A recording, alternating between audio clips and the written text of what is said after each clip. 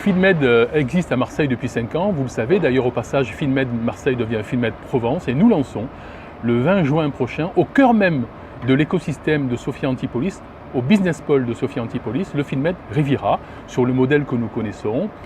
Donc la matinée, nous aurons, comme à l'accoutumée, des experts qui viendront nous parler de ce qui fera le financement de l'equity de nos startups et des entreprises innovantes demain. Et on donnera quelques exemples tout à l'heure. Et l'après-midi, comme toujours, une ou plusieurs séances de pitch de start-up ou d'entreprises en croissance innovantes face à un jury trié sur le volet. Alors cette évolution en fait entraîne chez vous un nouveau positionnement, une nouvelle stratégie. Vous avez dit le financement de demain. C'est ça votre intérêt aujourd'hui? Exactement. On est quasiment sûr aujourd'hui, lorsqu'on vient visiter le FinMed, d'apprendre quelque chose, d'apprendre ce qui fera le financement du haut de bilan de nos startups demain. Je viens aux exemples dont je vous parlais, Dominique.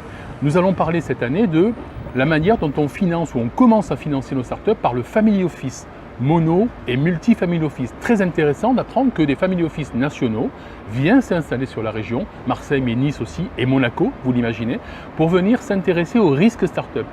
De la même manière, comment commence-t-on à financer le haut des bilans de nos startups? Par de la crypto-monnaie, par de l'ICO, pour reprendre le terme consacré. Eh bien, nous allons en parler cette année avec des spécialistes et on voit tout de suite que l'aspect réglementaire, fiscal et social de cette démarche reste à écrire. On va parler aussi d'open innovation, ou comment nos grandes entreprises décentralisent leur R&D dans les startups de la région. Alors, start-up et entreprises innovantes. Absolument.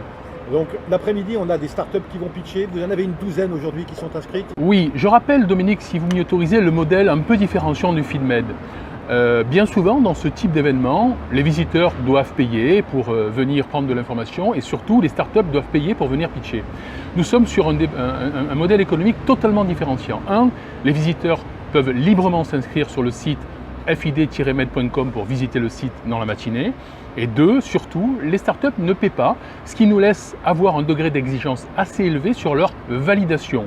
L'an dernier, nous avons eu à peu près 70 dossiers à Marseille pour le FinMed Provence 2018. Nous en avons retenu 15.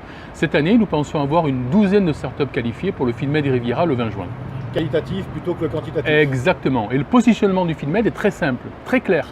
Nous mettons en relation ces startups qualifiées parce qu'on pense qu'elles sont matures et qu'elles ont une preuve de concept tout à fait avérée, face à un jury trié sur le volet. Cette année, 6 fonds d'investissement locaux et nationaux, privés et publics, du Family Office et la BPI.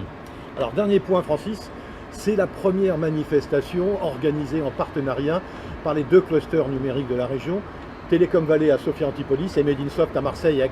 Exactement, nous illustrons évidemment la stratégie de régionalisation qui doit être la nôtre.